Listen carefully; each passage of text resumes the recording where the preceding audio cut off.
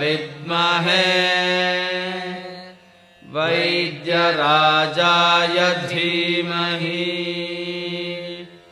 ತನ್ನೋ ಧನ್ವಂತರಿ ಪ್ರಚೋದಯಾತ್. ಓಂ ಧನ್ವಂತರೇ ನಮಃ. ಇಂದು ಪ್ರತಿದಿನ ಉಪಯೋಗಿಸುವ ತುಪ್ಪದ ಕೆಲವೊಂದು ಗುಣವಿಶೇಷಗಳನ್ನು ತಿಳಿದುಕೊಳ್ಳೋಣ. ತುಪ್ಪವನ್ನು ಹೇರಳವಾಗಿ ಪ್ರತಿದಿನ ನಾವು ಉಪಯೋಗಿಸ್ತನ್ನು ಕಾಣ್ತೇವೆ. ವಿವಿಧ ರೀತಿಯಲ್ಲಿ ಅಡುಗೆ ಮನೆಯಲ್ಲಿ ಉಪಯೋಗಿಸಲ್ಪಟ್ಟಿದೆ. ತುಪ್ಪವನ್ನು ಅತಿ ಶ್ರೇಷ್ಠವೆಂದು ಕರೆದಿದ್ದಾರೆ, ಅತಿ ಪೂಜ್ಯವೆಂದು ಕರೆದಿದ್ದಾರೆ. ಇದರಲ್ಲಿ ಅತಿಯಾದ ಔಷಧೀಯ ಗುಣಧರ್ಮಗಳಿದೆ. ತುಪ್ಪವು ಅನೇಕ ಸಂಸ್ಕಾರಗಳನ್ನು ಹೊಂದಿ ಉಂಟಾಗುವಂಥದ್ದಾಗಿದೆ. ದನದ ಹಾಲನ್ನು ಉಪಯೋಗಿಸಿ ಹೆಪ್ಪನ್ನು ಹಾಕಿ ಮೊಸರನ್ನು ತಯಾರಿಸ್ತೇವೆ. ಈ ಮೊಸರನ್ನು ಕಡೆಯುವಂಥದ್ದೇ ಒಂದು ಸಂಸ್ಕಾರ. ಮೊಸರನ್ನು ಕಡೆದ ನಂತರ ಬೆಣ್ಣೆಯನ್ನು ತೆಗೆದು ಮಜ್ಜಿಗೆಯನ್ನು ಸಹ ಉಪಯೋಗಿಸ್ತೇವೆ. ಈ ಬೆಣ್ಣೆಯನ್ನು ಬಿಸಿ ಮಾಡೋದು ಸಹ ಒಂದು ಸಂಸ್ಕಾರವಾಗಿದೆ. ಈ ತುಪ್ಪವನ್ನು ಈ ಬೆಣ್ಣೆಯನ್ನು ಬಿಸಿ ಮಾಡುವುದರಿಂದ ಪಡಿತೇವೆ. ಹೀಗೆ ಅನೇಕ ಸಂಸ್ಕಾರಗಳನ್ನು ಹೊಂದಿ ಈ ತುಪ್ಪವನ್ನು ಪಡೆಯುವುದರಿಂದ ಇದರಲ್ಲಿ ಅತಿ ಶ್ರೇಷ್ಠ ಮಟ್ಟದಲ್ಲಿ ಅತಿಯಾದ ಶ್ರೀಮಂತವಾದ ಗುಣಗಳಿದೆ. ತುಪ್ಪ ಹೇಳುವಂಥದ್ದು ಆಹಾರ ಜೀರ್ಣವಾಗಲು ಅತಿ ಅವಶ್ಯಕವಾಗಿದೆ. ಅಲ್ಪ ಪ್ರಮಾಣದಲ್ಲಿ ಪ್ರತಿನಿತ್ಯ ತುಪ್ಪವನ್ನು ಬಳಸಿದರೆ ಆಹಾರ ಜೀರ್ಣಶಕ್ತಿಯು ಒಳ್ಳೆಯ ಥರದಲ್ಲಿದ್ದು ಶರೀರದ ಪೋಷಣೆಯು ಚೆನ್ನಾಗಿ ಆಗ್ತದೆ. ತುಪ್ಪವು ಜೀರ್ಣಶಕ್ತಿಗೆ ಅತಿ ಒಳ್ಳೆಯದೆಂದು ಅತಿ ಪ್ರಮಾಣದಲ್ಲಿ ಸೇವಿಸಿದರೆ ಜೀರ್ಣಶಕ್ತಿಯು ಪೂರ್ತಿ ನಾಶವಾಗ್ತದೆ. ಅತ್ಯಲ್ಪ ಪ್ರಮಾಣದಲ್ಲಿ ಅರ್ಧ ಟೀ ಸ್ಪೂನು 1 ಟೀ ಸ್ಪೂನು ಈ ಪ್ರಮಾಣದಲ್ಲಿ ಅನ್ನದ ಜೊತೆಗೆ ಉಪಯೋಗಿಸಿದರೆ ಅಗ್ನಿದೀಪ್ತಿ ಅಥವಾ ಜೀರ್ಣಶಕ್ತಿಯ ವೃದ್ಧಿಯಾಗಿ ಆತನಲ್ಲಿ ಆರೋಗ್ಯವನ್ನು ಉಂಟು ಮಾಡಲು ಸಹಕಾರಿಯಾಗ್ತದೆ. ತುಪ್ಪವನ್ನು ವಿವಿಧ ರೀತಿಯ ಪದಾರ್ಥಗಳಲ್ಲಿ, ಮಸಾಲೆಗಳಲ್ಲಿ, ಸಾಂಬಾರುಗಳಲ್ಲಿ, ರಸಂಗಳಲ್ಲಿ ಉಪಯೋಗಿಸ್ತೇವೆ.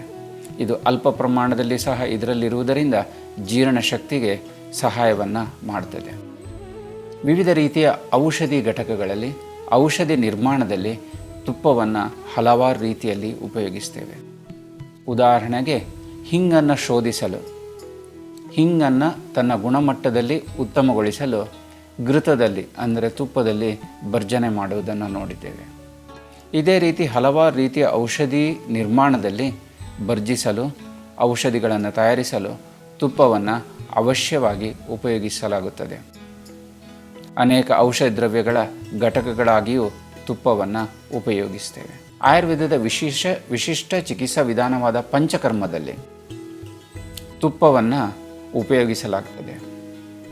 ಇಲ್ಲಿ ನೇರವಾಗಿ ತುಪ್ಪವನ್ನು ಉಪಯೋಗಿಸಿರಬಹುದು ಅಥವಾ ಔಷಧಿಗಳನ್ನು ತುಪ್ಪದಲ್ಲಿ ಸಂಸ್ಕರಿಸಿ ಈ ತುಪ್ಪವನ್ನು ಉಪಯೋಗಿಸ್ತೇವೆ. ಇದರಿಂದಾಗಿ ಈ ಔಷಧಿ ದ್ರವ್ಯಗಳನ್ನು ಉಪಯೋಗಿಸಿರುವುದರಲ್ಲಿ ತನ್ನ ಗುಣಗಳನ್ನು ಶ್ರೇಷ್ಠ ಮಟ್ಟದಲ್ಲಿ ಕಾಪಾಡಲು ಹಾಗೂ ಆರೋಗ್ಯವನ್ನು ಉತ್ತಮ ಮಟ್ಟದಲ್ಲಿ ಇರಿಸಲು ಸಹಾಯವನ್ನು ಮಾಡ್ತದೆ. ತುಪ್ಪವು ಸ್ನಿಗ್ಧ, ಗುರು ಹಾಗೂ ಮೃದು ಗುಣಗಳನ್ನು ಹೊಂದಿದೆ.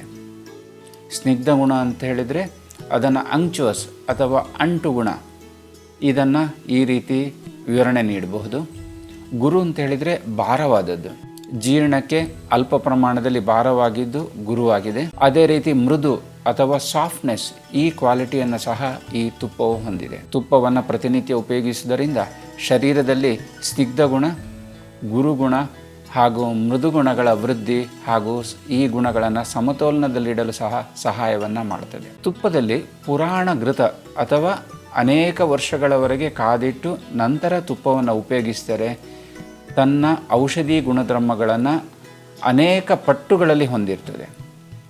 ಇದನ್ನು ಪುರಾಣ ಘೃತ ಎಂದು ಹೇಳಿದ್ದಾರೆ. ಇದಕ್ಕಾಗಿ ಹಲವಾರು ತಲೆಮಾರುಗಳವರೆಗೆ ಈ ತುಪ್ಪವನ್ನು ಸಂಗ್ರಹಿಸಿ ಮುಂದಿನ ತಲೆಮಾರಿಗೆ ಉಪಯೋಗಕ್ಕೆ ನೀಡುವುದನ್ನು ನಾವು ಇತಿಹಾಸದಲ್ಲಿ ನೋಡಿದ್ದೇವೆ.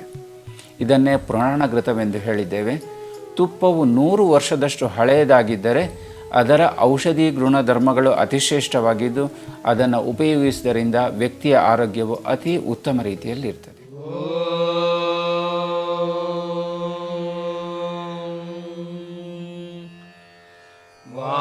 ವಾಸುದೇವಾಯ ವಿದ್ಮಹೇ ವೈದ್ಯರಾಜಾಯ ಧೀಮಹಿ ತನ್ನೋ ಧನ್ವಂತರಿ ಪ್ರಚೋದಯಾತ್.